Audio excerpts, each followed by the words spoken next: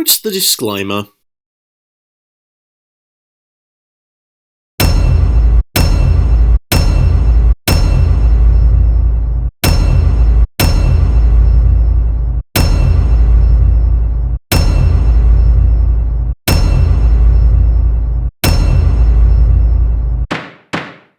The DreamWorks Moonchild isn't waving goodbye to Shrek permanently in this scene. And what would be the point of that when A. Shrek is one of DreamWorks' flagship franchises alongside Madagascar, Kung Fu Panda, How to Train Your Dragon and Trolls, and B. Shrek is getting a new movie next year with what seems like a redesign. And aside from the fact that Shrek has always been the Marvel-style DreamWorks logo due to how popular the franchise is, I'd like to acknowledge a mistake I made in my Trolls Band Together video and say that there is no real sin for the logos, like I originally said, which was Poppy being absent despite it being a Trolls movie. Because after getting some feedback from people about saying that, I realized they're right. And while I did already say that in my Wild Robot video, I figured I should say it here as well.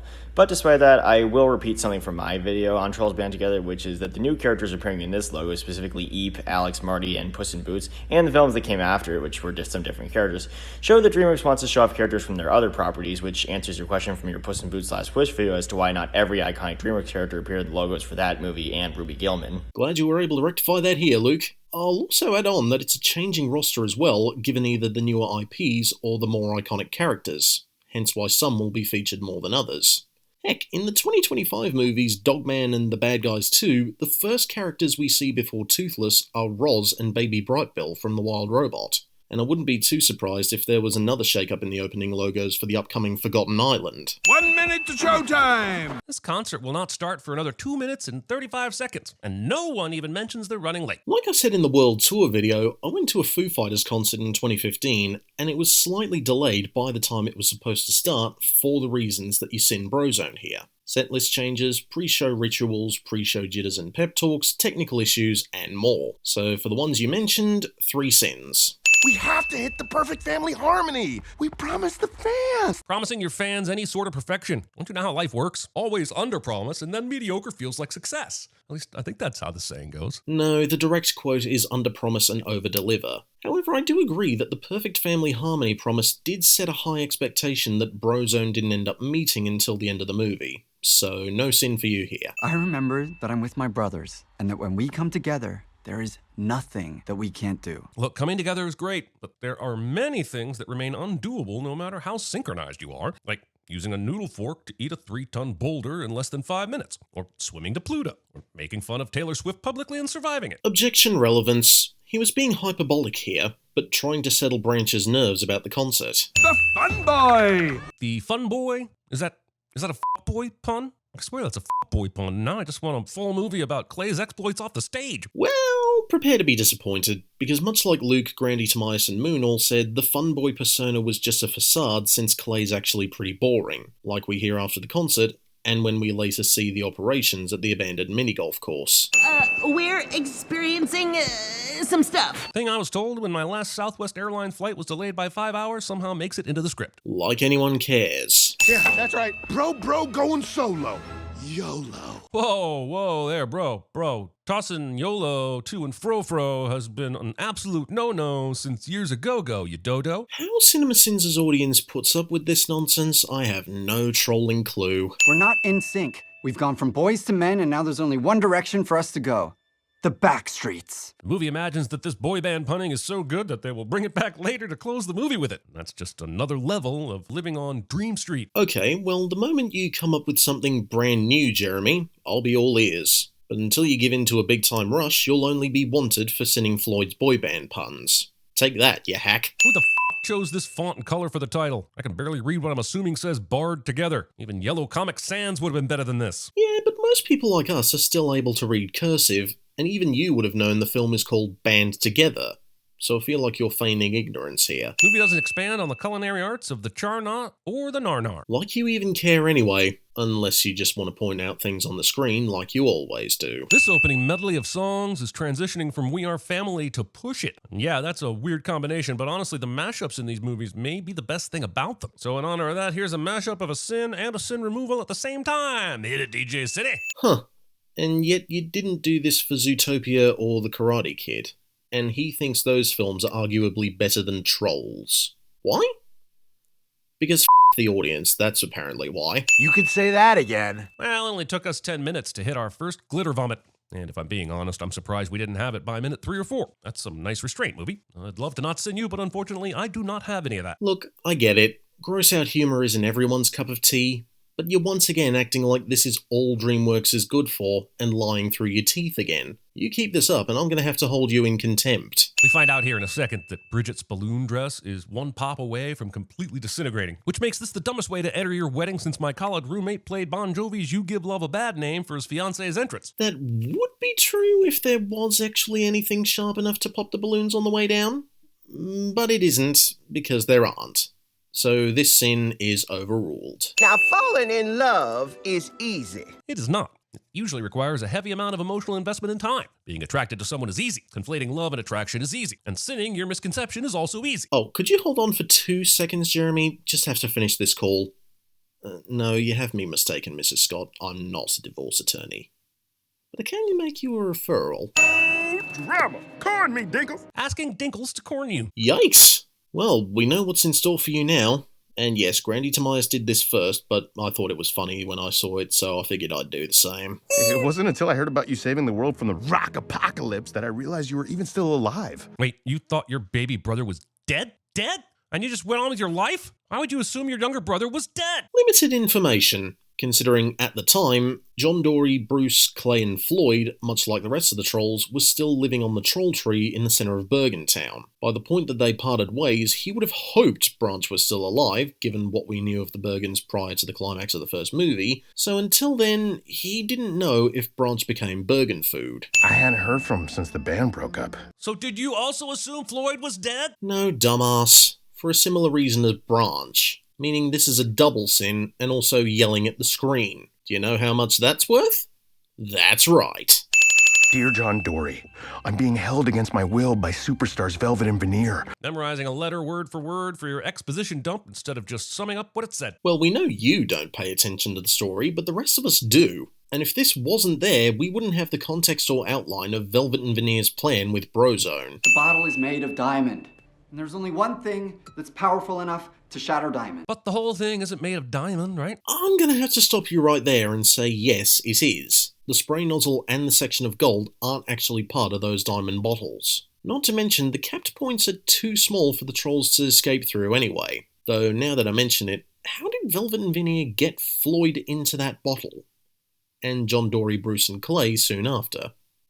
Anyway, for missing that sin and the incorrect facts on the bottle itself, 2 sins. Oh yeah, so we can attempt to sing something we've only tried once and failed so miserably at that we broke up and never talked to each other again. Hold up, you only tried that once? There's this little thing musicians do, it's called rehearsal? Who says they haven't already done that? But they might have had to hold it back until the full performance, and then when things went wrong, the brotherly bond dissolved, discounting Floyd's promise to Branch. So he was definitely right here to question the validity of this perfect family harmony plan, given the disaster that occurred afterwards. Bruce even mentions that himself later. You don't get it. You don't have any siblings. Thinking someone can't understand something they don't have personal experience with. Look, if we're going to be fair here, Poppy didn't realise she had a sister until later in the film, which is when we meet her. So she wouldn't have had the experience, hence why Poppy soon after says Branch is lucky to have a brother to fight for. Meet Rhonda, y'all. Ain't she a beaut? No, she looks like AI tried to make a copy of the cat bus from My Neighbor Totoro. Yikes! That pronunciation of Totoro. If we're gonna make it through the Rage Dome show, we're gonna need more troll. Little known fact, we're gonna need more troll was briefly considered as a possible slogan for social media before settling on you won't even recognize your parents by the time we're done with them. Well, that was a waste of time since it isn't even related to the movie. And besides, like Moon mentioned, it's likely a reference to a short where Kevin Michael Dinkles says, "I told you we needed more glitter." This whole plot could be a metaphor for subjugating another race and then co-opting their culture and talent to profit off of. I'm not sure this movie has the slightest ability to handle that depth, or even the intention to do so. Your Honor, if I may, I have something that I would like to share that I would have no other opportunity to. Proceed, Grandy Tomias. When I covered this sins video last year, I had a different take for this sin, but I didn't use it because it was too funny. I have since come to regret it, so here it is. This whole plot could be a metaphor for subjugating another race and then co-opting their culture and talent to profit off of. I'm not sure this movie has the slightest ability to handle that depth, or even the intention to do so. Because that's not what the movie is about. It can have that as a subtext, but dwelling on it too much would distract from the theme of family. And while the bulk of it is carried by the protagonists and their development, Velvet and Veneer aren't completely detached from it. So the movie's not going to spend any more time than it needs to with the analogy it's trying to make by showing Floyd getting sucked dry Phrasing. of his talent. We obviously can't rely on this troll to get us through this dress rehearsal. I was going to make some crack about why you're bothering to rehearse at all if you just steal talent from another person. I realize the greater sin is this pair of fakers practiced more than the boy band who needed to hit their perfect family harmony. These musicians are dumb. First off, that sounds like you're defending the actions that Velvet and Veneer are committing against Floyd here, which, aside from anything else, Simon Cowell, is nothing short of telling about your future prospects. Secondly, like Grady Tobias pointed out, the interview before this showed that this was a secret that they wanted to keep for themselves until they got exposed at the end of the impromptu on-the-road concert. So if they didn't bother to rehearse, then their ruse would be uncovered, so what better way to sell the illusion than by using Brozone's talent, even if it is fraudulent. At the end of this sad song, we will see that Crimp here was playing the ukulele for this impromptu ballad she wouldn't have known was coming. Well, I heard all sorts of instrumentation, so where's the rest of your hidden band, Crimp? Well, for one, Crimp just joined in with the ukulele once she heard Floyd start singing. For another, Crimp is a beginner since Floyd even says her ukulele skills are improving. And like Luke mentions, we only hear the ukulele, so I don't know where you're getting a hidden band from. With the speed and the swerviness that Rhonda runs in this movie, we should not cut inside to a calm conversation. We should cut inside to an absolute disaster area and possibly a dead troll or two. To quote Moon here, Jeremy has never been inside a motorhome before. And I'm on a man-sized rite of passage. My man-sized rite of passage. No, not going there. You want some of this? Nah, thanks, man. I can't get back on that train. Get it? Because rock stars struggle with addiction? It's hilarious. Could have done without the pointing out, Jeremy. Oh, the wedding wasn't just an excuse to shoehorn these characters in for a single scene? We're actually going to shoehorn them into the rest of the movie as well? Character bloat, thy name is animated sequels. Disagree, since if Gristle and Bridget weren't on their honeymoon, they may not have stopped at the same golf course that Poppy and the three members of Brozone stopped at when they met Viva and Clay. They wouldn't be captured by the Putt-Putt Trolls, sent to a Clown Crunch execution which ends up being halted by Viva, have a chat with Viva about Poppy which sees the two Bergens being released and Viva getting over her fear of Bergens, which means Poppy and Branch won't be receiving any help in rescuing the rest of Branch's family, and Viva will never see Clay or Poppy again, and the movie ends on a more sour note as Floyd ends up dying, Brozone never reaches their perfect family harmony, and Branch will end up feeling abandoned and like a failure all over again, even with Poppy's support. And no one wants to see that. They like Happy Branch. Hey guys, looks like I found some fellow rock climbers. You are not rock climbing, you are pastel macaroni climbing. No, dumbass, those are pool noodles, because this place is called Vacay Island, as we hear from the vacationers singing Island in the Sun by Weezer, Mr. Bombastic by Shaggy, and Bruce Surfing In singing Sailing by Christopher Cross. Having this much poof in your hair after you've been out surfing. On an ocean made entirely out of Orbeez. Get it, Jeremy? This isn't our reality. No tossing, okay? Too big to be tossed. You are not too big, as evidenced by this sentence being immediately preceded by a successful tossing. Semantics. My favourite. Anyway, he's saying he's grown out of that, not that he physically can't be tossed. Remember, at various points in the film, John Dory, Bruce, and Clay still treat Branch like a baby. This is my wife and business partner, Brandy. She is my soulmate, my very tall soulmate. But we make it work. Scene does not contain diagrams and or visual proof of how these two make it work. This is a family movie, Jeremy. If they showed something like that, even between a Thomas Dam troll doll and a Muppet, it would scar kids for life. All right, fine. But this is more than likely beneath me. What Anna Kendrick muttered while agreeing to do a third one of these things somehow makes its way into the script. And here we go with the lying about actors being involved again. Jeremy, they're not just doing this for a paycheck or to get any more recognition. They joined these casts because they love the story or would enjoy being a part of it. I know you probably hate your job and hate watching movies, but don't project that disinterest onto the actors or the filmmakers. That you're breaking the fourth wall to try to get us excited that Timberlake is singing boy band songs again? No, dumbass. She's talking about seeing Brozone perform for the first time in years after hearing her boyfriend was in the band and meeting two of his brothers. A dream rarely realised unless you're a fan of the Backstreet Boys. Hope sadly dashed for fans of members of Girls Aloud, The Wanted, and One Direction.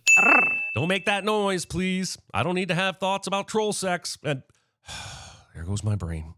melted marshmallow-coated gumdrops. The walking contradiction marches again. Since you wanted visual proof of Bruce and Brandy making it work, but now you're offended by this? Also, sinning Anna Kendrick's love growl.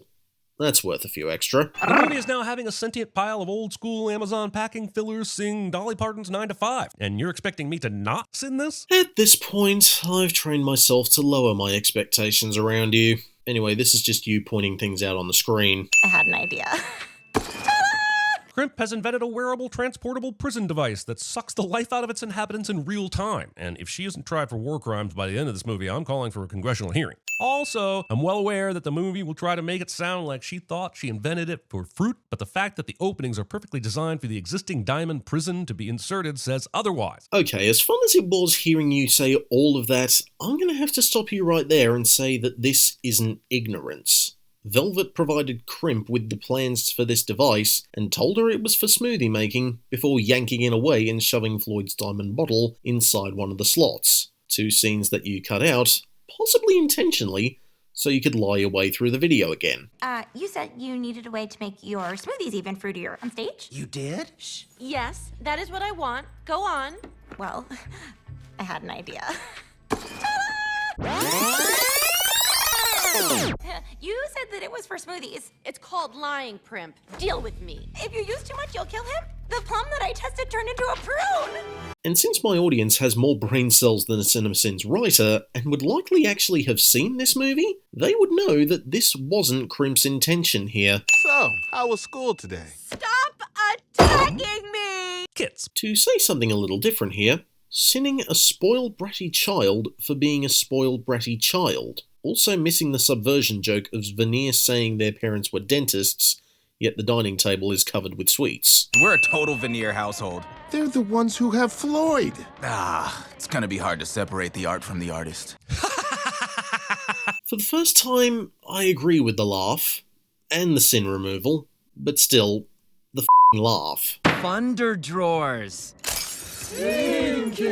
Sentient stench ghosts. Pointing out things on the screen cliche. Oh my gosh, hello! And this will turn out to be Poppy's long-lost sister that no one was even looking for because of course it is. Yeesh!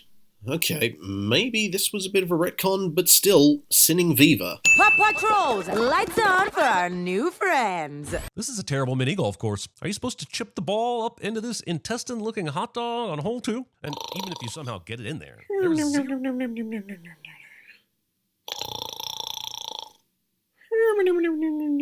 Your Honor, wake up. Huh? What?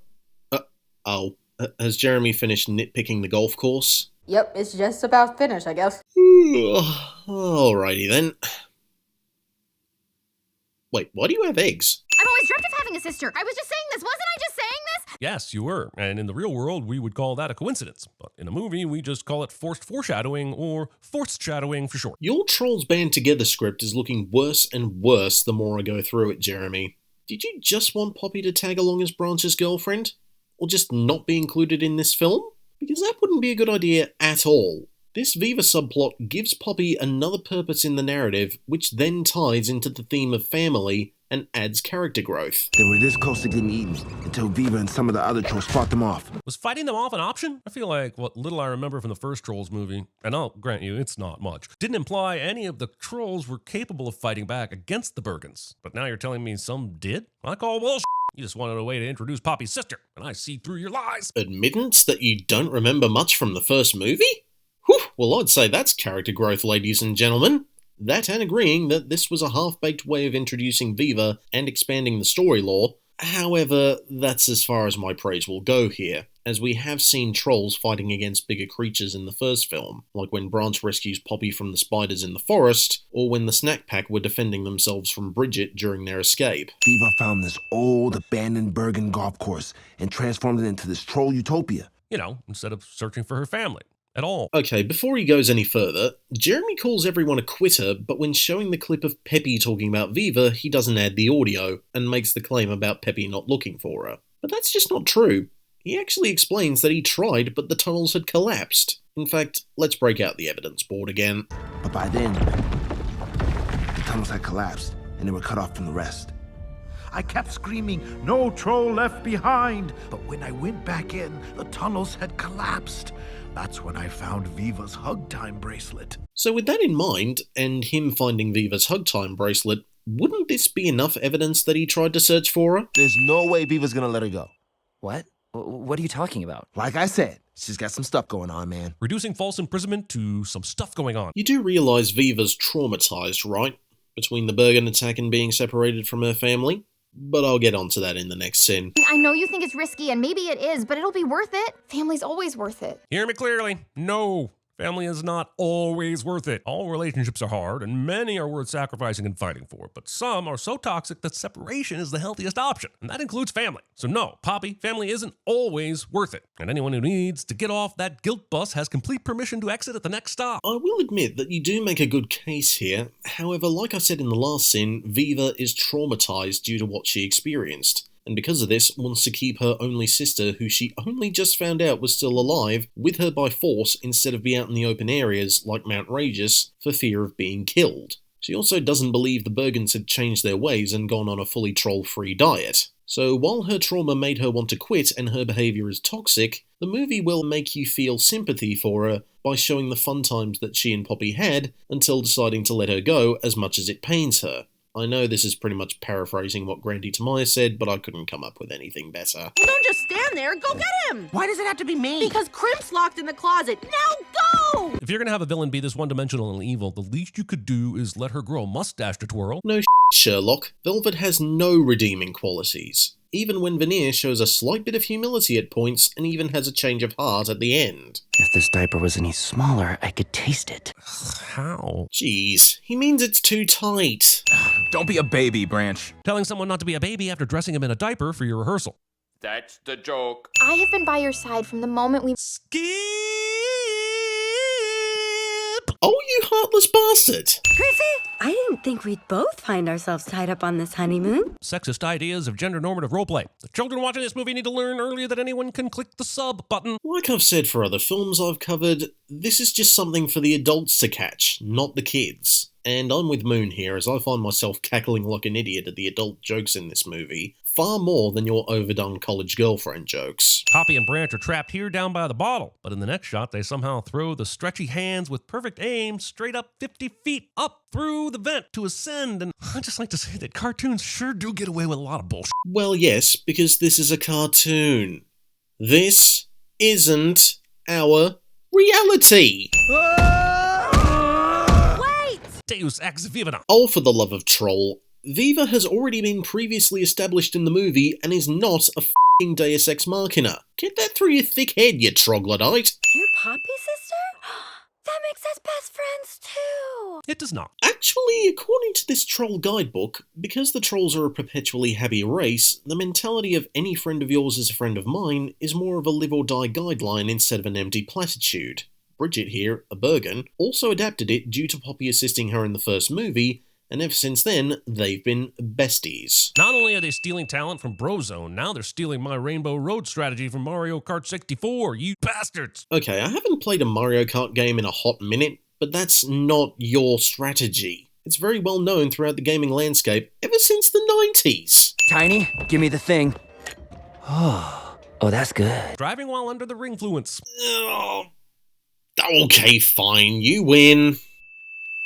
Also, when someone with no clothes on reaches behind themselves and then hands you an object that looks anything like this, you never, I repeat, never put that directly in your mouth. Thanks for the PSA, but you're once again forgetting that hammer space exists. We'll follow your lead, Branch. Wow, if you'd done that an hour ago, this movie might be over by now. Thanks for telling us that you A, have the attention span of a gnat, and B, you hate watching movies. But Brozone needed to have the character arcs, and Poppy and Viva to an extent, of becoming a family again, and if they didn't do that, the message would be lost. I can't play the music for you, but trust me when I say that the final line that breaks this diamond is sung in unison, not harmony. Maybe it's some sort of metaphor about unity, but f*** your metaphor, I was promised diamond-shattering harmonies, you bastards. Okay, I should have pointed this sin out when I did my video, so that's on me for not pointing it out probably, but you do realize that unison and harmony does mean the same thing in this context, because even though they mean slightly different, but they're synonyms, because in general meaning that they need to make a pleasing sound for the audience, which in this case they are. So Jeremy doesn't know anything about music here. Come on, man, wake up. Ooh, he thinks I'm invested enough in these characters to believe it has the guts to kill one of them. That sounds like a you problem, bud. Branch, I'm sorry we didn't get to see you grow up, but I'm excited to get to hang out with you now. Only one of Branch's brothers apologized for abandoning him. Who says the others didn't? Floyd, John Dory, and Bruce may have already done it first, off-screen, and Clay would have just been the last one to do so. Just a thought.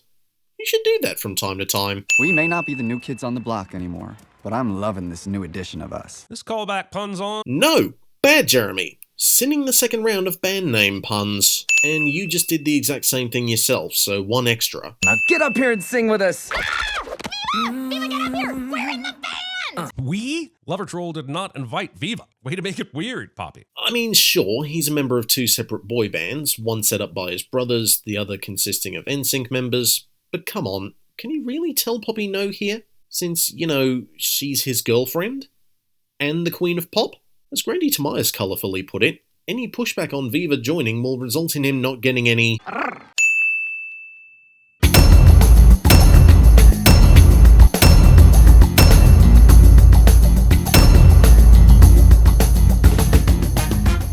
And with that, court is adjourned.